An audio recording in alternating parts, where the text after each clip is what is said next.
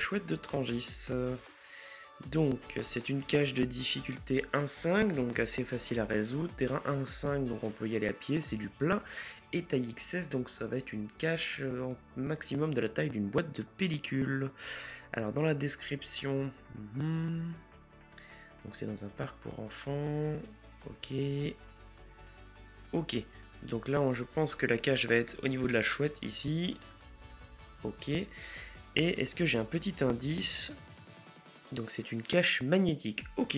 Bon bah super, je suis prêt à partir. En plus j'ai les attributs, donc on voit qu'on peut y aller avec son chien. C'est une cache familiale, on peut même y aller en poussette, donc ça doit être vraiment très plat. Et ça prend moins d'une heure puisque j'ai la petite horloge. Et bien c'est parti.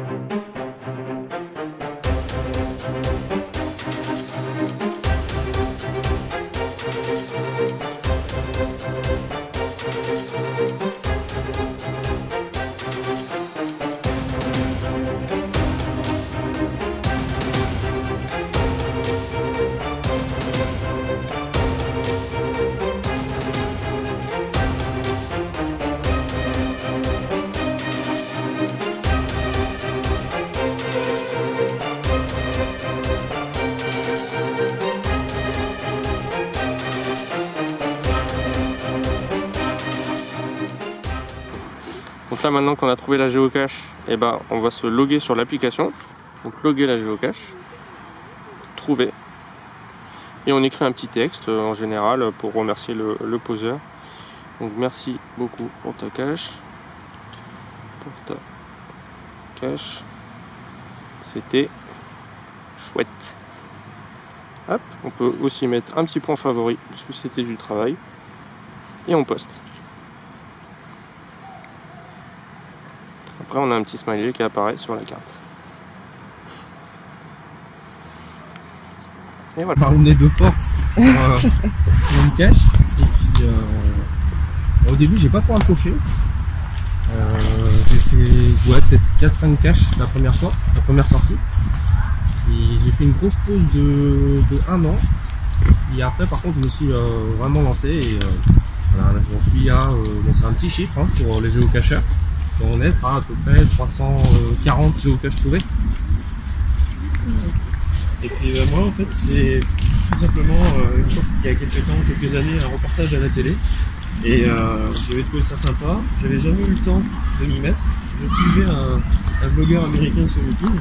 Et il y a quelques mois j'ai décidé de franchir le pas, j'ai créé mon compte. Et puis maintenant, pareil, j'ai pas un très gros chiffre de cash, je suis à 600 et quelques. C'est ça. Bon, puis du temps, si moi je fais ça avec un peu comme Thomas, avec ma conjointe ou autre, et du coup, si elle travaille, je suis souvent seul. Même des fois, une question d'aller se balader un petit peu. Le matériel de base, c'est il faut un stylo pour pouvoir se noter sur le logbook. Il faut un smartphone pour pouvoir utiliser l'application. Même on peut le faire par un simple GPS. Ça c'est le matériel de base, un petit carnet aussi en général pour faire des petits calculs des fois sur des caches. Il y a des objets qui nous suivent aussi, qu'on a sur nos blousons, des choses comme ça. Donc ça notre quotidien par exemple, voilà, par exemple, tout simplement. Des objets comme ça qu'on a et qui permettent aux gens de le loguer. Et puis ça, il y a une page personnelle, etc. Et, suivant le terrain rencontré déjà, quand c'est du T4, du T4,5, T5, un matériel spécifique.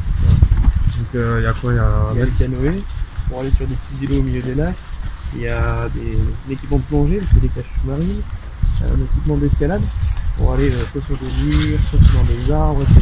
Ça peut aller très bien encore. Et du locatif vraiment pour tous les niveaux. Avec des petits faire une T5 grâce à un copain géocacheur qui avait son canoë, donc on a pu la faire ensemble. Mais c'est pareil, après moi je reste dans les arbres, 4,5. 4,5 c'est bien, voilà pour l'instant. Moi j'ai quelques caches de poser, donc j'en ai 35 pour l'instant, et puis une petite centaine d'ici la fin du mois. Et puis voilà, moi j'en ai posé j'ai tout moins court aussi à tes 5-6 caches posées. Après t'as aussi le fait que quand en ville c'est plus compliqué, moi je suis en campagne donc j'ai beaucoup de place. Dans la région où on est, il n'y a pas forcément beaucoup de place pour poser des caches. Donc après, c'est pas le même plaisir en fait, parce que le plaisir de découvrir, on l'a tous, c'est excellent, il y a la recherche, puis le plaisir de trouver la boîte. Que poseur, je pense qu'il y a un plaisir de fabrication, mais surtout de recevoir les logs. C'est-à-dire que quand les gens trouvent la cache, on sait tout de suite si ça leur plaît, etc. Donc c'est le retour qui est gratuit. Alors moi, ma première cache un petit peu difficile, donc c'était une 4. C'était dans une pente vraiment sous du sable en forêt. Et j'étais tout content, j'y suis allé, pas de problème. Par contre, le retour, ça a été un peu plus délicat. J'ai fait 2 pas et puis j'ai dévalé toute la pente un peu roulé boulet. Être la première à trouver la cache, en ce moment, je suis bien certain d'être FPF, fine. Et toi? Et ben, FPF, moi, c'est une challenge continue. Je fais un ordi du FPF. Et sinon, ben, j'essaie de remplir ce qu'on appelle le challenge des 365. Alors, le challenge 365, c'est de trouver une cache par jour, tous les jours de l'année. Moi, l'influence la plus drôle, en fait, c'est de l'être réveillé on a une alerte, en fait, qui nous indique qu'il y a une nouvelle cache qui sort. Elle a été sortie à 4h du matin. Je suis parti en pyjama tongs dans la brume avec la lampe frontale, etc. Je l'ai eu, hein. Mais bon, on me dit, faut absolument pas que je fasse quelqu'un, quoi.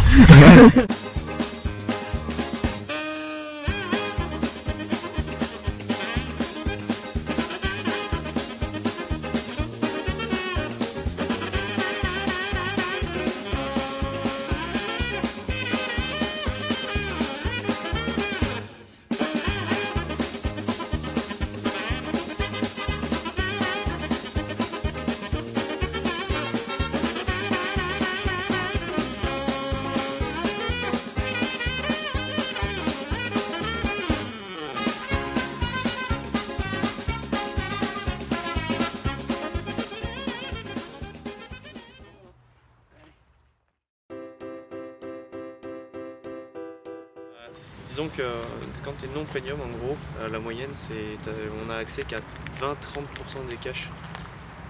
Donc c'est assez énorme de passer premium, ça coûte pas excessivement cher.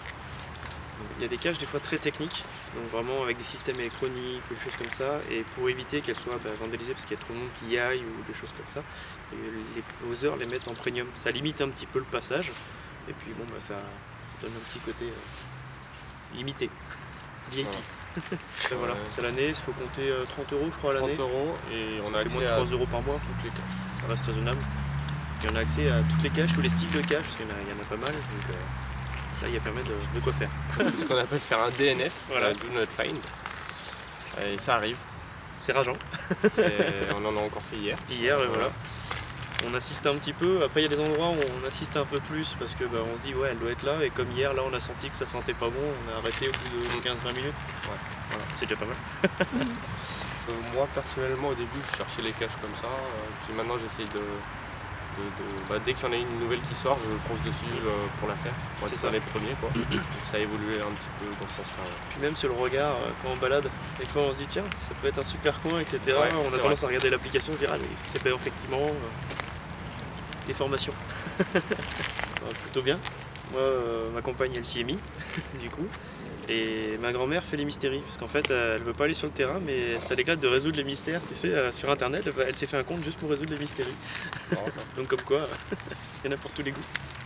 Et puis ma copine ça va, elle joue au cachet avec moi, donc je suis plutôt bien loti de ce côté. La découverte des lieux, souvent on découvre des lieux qu'on serait même pas venu voir. Qui sont pas forcément inscrits à l'office de tourisme. En fait, comme c'est des gens, c'est tout le monde qui pose. Il y a des coins qu'on connaît, par exemple qu'on balade tout le temps mais qui sont pas connus, on a envie de les faire découvrir, on pose une cache là pour faire découvrir cette cache. Comme aujourd'hui le parc de Tringis, nous on est passé à Évreux, on savait pas qu'il existait, et c'est grâce à ces caches qu'on est venu découvrir le château. Il y a plein de types d'événements, c'est ça. Les géo-restos. Les géo-restos où on se retrouve tous pour manger autour d'une table, partager, ça reste souvent sur le géocaching, c'est ce qu'on appelle du géo-blabla. Et du coup, ça se fait assez régulièrement. Il y a les géo-apéros, c'est le même principe. Ou des fois des sorties, des events dans des parcs, etc. Où il y a tout plein de caches qui sortent à ce moment-là, en fait, des parcours où tout le monde part. Voilà, il y a plein de choses. Mais le but, c'est de se rassembler, de partager notre passion. Et puis ça nous tient au courant, parce qu'il y a des nouveautés qui sortent, tout le monde n'est pas forcément au courant. Voilà, ça reste le partage, la communauté. Ouais, c'est de faire découvrir le geocaching aux gens qui ne connaissent pas, faire des petits tutos, des ateliers de fabrication de cache, tout ça. Et puis bon, il y a une interaction aussi. Ouais. Hier, on a fait un event, et puis il y a des géo-abonnés justement qui sont venus nous rejoindre à l'event, donc c'était sympa. Certains qui ont fait de la route, certains qui ont fait de la route, donc ouais, c'est là qu'on voit qu'il y a quand même une bonne communauté autour du geocaching. Ça reste sympa.